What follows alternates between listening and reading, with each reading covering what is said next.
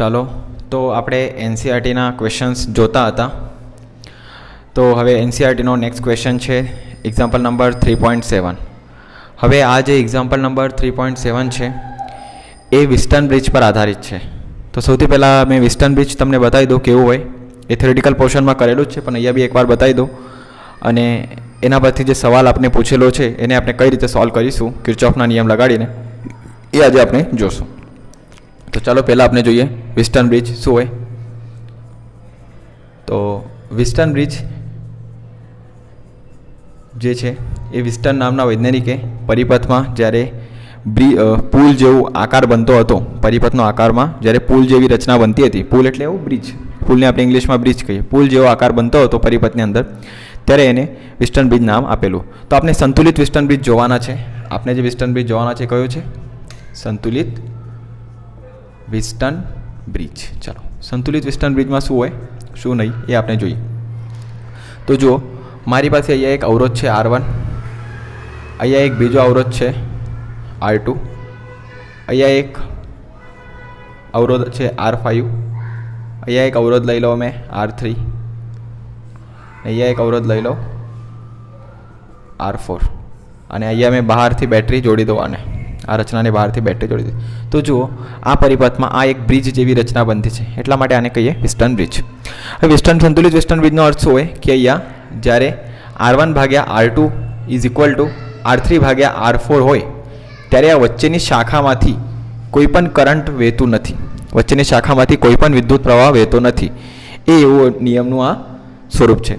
એટલે કે આ ઉપરનો પોઈન્ટ અને આ નીચેનો, મેં અહીંયા પોઈન્ટને નામ આપી દઉં A, B, C, D, A, B, C, D, અને આ પોઈન્ટને નામ આપી દઈએ આપણે E નામ હતી બેટરી EMF. તો B અને D શાખાનો વિદ્યુત સ્થિતિમાનનો તફાવત જ્યારે સેમ થઈ જશે, વિદ્યુત સ્થિતિમાનનો તફાવત એટલે બેટરીમાંથી વિદ્યુત પ્રવાહ ક્યારે વહેશે? જ્યારે વિદ્યુત સ્થિતિમાનનો તફાવત હશે. એટલે આપણે જ્યારે આવું લખીએ V એટલે શું હોય? ડેલ્ટા V હોય. એટલે કે V - 0 કરો તો તમને V મળે. એટલે કે વિદ્યુત પ્રવાહ વધારેથી ઓછા વિદ્યુત સ્થિતિમાન તરફ ગતિ કરે. તો આની અંદર જ્યારે બંને જ એન્ડ સમાન હશે, એટલે કે બંને એન્ડ પ્લસ પ્લસ અથવા બંને એન્ડ માઇનસ માઇનસ હશે, આ રીતે, તો વિદ્યુત પ્રવાહ વહેશે નહીં. તો એ જ વસ્તુ છે કે જ્યારે સંતુલિત વિસ્ટન બ્રિજ હોય ત્યારે B અને D શાખામાંથી કોઈ પણ પ્રકારનું વિદ્યુત પ્રવાહનું વહન થશે નહીં. તો ચાલો આપણે જોઈએ આ કઈ રીતે બને અને કઈ રીતે શક્ય છે. તો અહીંયા આપણે વિદ્યુત પ્રવાહને પહેલાં બહાર કાઢીશું. ધારી લો કે અહીંયાથી I વિદ્યુત પ્રવાહ હોતો છે, અહીંયા વિદ્યુત પ્રવાહ જતો છે I2, I1, અહીંયા વિદ્યુત પ્રવાહ જતો છે I2, અહીંયા વિદ્યુત પ્રવાહ જતો છે I1 ને અહીંયા વિદ્યુત પ્રવાહ જતો છે I2. અહીંયા વિદ્યુત પ્રવાહ વચ્ચેમાંથી કોઈ વિદ્યુત પ્રવાહ પસાર થતો નથી, એટલે અહીંયા લઈ લઈએ મેં I3 અને અહીંયા લઈ લો I4. વિસ્ટન બ્રિજની કન્ડિશનમાં શું હોય આપણે લખીએ. સંતુલિત વિસ્ટન બ્રિજ માટે સંતુલિત વિસ્ટન બ્રિજ માટે આપણે શું લખીએ ભાઈ? સંતુલિત વિસ્ટન બ્રિજ માટે કે I1 is equal two I3 અને I2 is equal two I4 હોય છે. એટલે તો કીધું આપણે કે વચ્ચેની જે શાખા છે, આ વચ્ચેની શાખામાંથી કોઈ પણ જાતનો વિદ્યુત પ્રવાહ વહેશે નહીં. તો આ વચ્ચેની શાખામાંથી કોઈ વિદ્યુત પ્રવાહ નહીં વહે, એટલે કેમ કે B અને D એન્ડનું વિદ્યુત સ્થિતિમાન કેવું હોય છે? સમાન. તો ચાલો આપણે અહીંયા કિર્ચોફનો નિયમ લગાવી દઈએ. કિર્ચોફનો નિયમ લગાવો, અથવા તમે વિદ્યુત સ્થિતિમાનના તફાવત વડે આને કેલ્ક્યુલેટ કરી શકો. તો અહીંયા વિદ્યુત સ્થિતિમાનનો તફાવત VA છે, અહીંયા વિદ્યુત સ્થિતિમાનનો તફાવત VB છે, અહીંયા વિદ્યુત સ્થિતિમાનનો તફાવત VA છે, અહીંયા વિદ્યુત સ્થિતિમાનનો VD છે. આ રીતે બી તમે કરી શકો. પછી અહીંયા BC અને અહીંયા DC. પછી વિદ્યુત સ્થિતિમાનના તફાવતને તમે એકબીજા સાથે સરખાઈ લો, જે સમીકરણ બનશે, અને સમીકરણ દ્વારા તમને જવાબ મળી જશે. પણ મેં અહીંયા એકદમ સરળ રીતે આપણે કિર્ચોફનો નિયમ ભણી ગયા છે, એટલે કિર્ચોફનો નિયમ લગાવીશું. ચાલો, કિર્ચોફનો નિયમ લગાવવા માટે આપણી પાસે લૂપ હોવા જોઈએ. તો જો મેં લૂપ બનાવી લીધા, આ એક લૂપ અને આ એક લૂપ. ચાલો, તો મેં અહીંયા લખી દઉં કિર્ચોફના નિયમ પરથી, KVL પરથી. તો કિર્ચોફના નિયમ પરથી આપણે શું કહી શકાય કે ભાઈ અહીંયાથી ચાલુ કરવાનું, પાછું અહીંયા આવવાનું છે. તો લૂપ બનાવીએ. પહેલાં લૂપ ABDA માં સમઘડી દિશા લઈ લઈએ, સમઘડી દિશા માટે. તો આ સમઘડી દિશા લઈ લીધી આ રીતે. તો સમઘડી દિશામાં જે પોઈન્ટથી ચાલુ કર્યું પાછા એ પોઈન્ટ આવવાનું છે. આ વિદ્યુત પ્રવાહ બે આ દિશામાં ને આપણે બે આ દિશામાં. તો એ શું હશે? I1 R1, અને એ બંને એક જ દિશામાં છે, વિદ્યુત પ્રવાહ બી આ બી. તો અહીંયા આવશે માઇનસ, અહીંયા જતા છે, પણ અહીંયા કરંટ નથી વહેતું એટલે એને નહીં દીધું. પાછું આપણે આ દિશામાં આવતા છે વિદ્યુત પ્રવાહ આપણી સામે, આપણે આ દિશામાં વિદ્યુત પ્રવાહ આપણી સામે. તો અહીંયા આવશે plus I2 R2 is equal two શું આવશે 0. પાછા એ પોઈન્ટ પર આવી ગયા. આ બાજુ જાય તો શું હશે? આ પદ આ બાજુ જાય તો શું થશે? પ્લસ. તો અહીંયા આવશે I2 R2 is equal two અહીંયા આવશે I1 R1. તો મેં આને I1 ને જો આ બાજુ લઈ જાઉં તો આપણે શું લખી શકાય? I2 upon I1 is equal two શું થશે? R1 upon R2.